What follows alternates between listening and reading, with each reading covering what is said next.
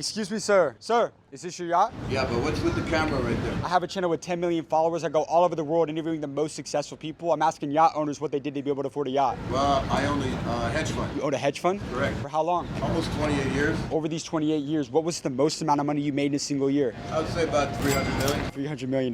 Yeah, more or less. Actually? Yeah. Hey, could I ask you a couple questions for the channel real quick? Sure. Thank you for having us on board. Absolutely. Appreciate Nice to meet man. you. Can we ask you a couple questions on how you became successful? Yeah, sure. So my first job, I was on Wall Street. I worked for a company called Nesbitt Burns. It was actually acquired by Bank of Montreal. And I then developed a hedge fund, which I was running about 4,000 traders and about 600 employees. We did about 3-4% of the U.S. markets in volume. In 2010, I then basically created a fintech company and switched from trading to execution and did that for about another 7 or 8 years. And one of the big banks in Canada looked at us, loved it, and we sold the company. Have you ever lost money? A lot of money. What's the most amount of money you lost in a single year? I'll tell you what I lost in one day. What'd you lose? A little over $8 million. $8 million. What happened? I was trading a stock that didn't go my way, and it was like pretty bad. But, over time, we learned from our lessons, made it back, and that's it. That would cause a lot of people to crash out and do something crazy. How did you maintain composure and not go off the deep end? What was it that kept you going? I had a bad day, thought about it, and I said, it's just a bad day, and we're going to go back and do whatever we can. So I learned from that mistake. I learned that one thing is always know what your risk is, and always don't underestimate anything at all, because anything can happen any minute, anytime. We don't have any control over anything over this world, and I learned that. So right now, when I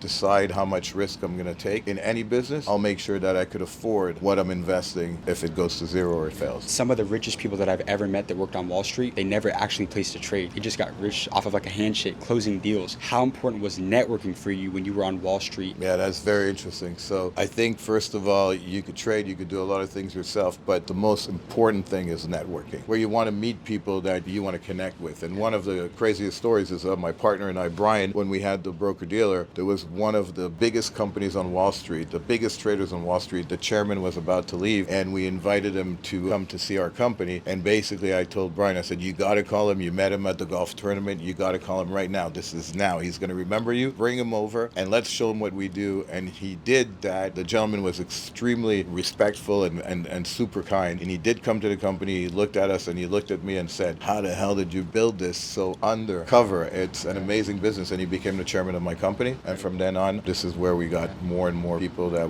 you got to be able to attract the best people in the industry if you want to make a lot of money. I love how you said when he had to call him now. How important was speed for you? It was everything. If he didn't call him that, like now, and I remember he ran around the pool and he was a little nervous and he called him and the guy said yes and he came to me and he said, wow, he's coming over. But then we had to have something real that, that was valuable for him to invest, and he did invest and became the chairman. That was like where we pivoted in the company, and that's where that took us to the next level. So speed is extremely important. When you want something, you got to go for it. And manifesting is the most important thing you can do in business. So talk to me about that, manifesting though, because not a lot of business people, they don't really talk about the mindset too much, but it seems like that's been very important for you. It's very important. I mean, manifesting is something I do every day, and I believe in it so much, and I've done that since I was like 10 years old. Like, if I really, really want something, I'm going to go for it, and I'll do everything to get it. Doesn't matter how I'm going to get it, legally, of course, but everything that I need to do, I'm going to do to be able to acquire what I want. So what does your self-talk look like? I mean, it's very different for everything. I think one of the self-talks is probably like, I smile, I think, and I go, yeah,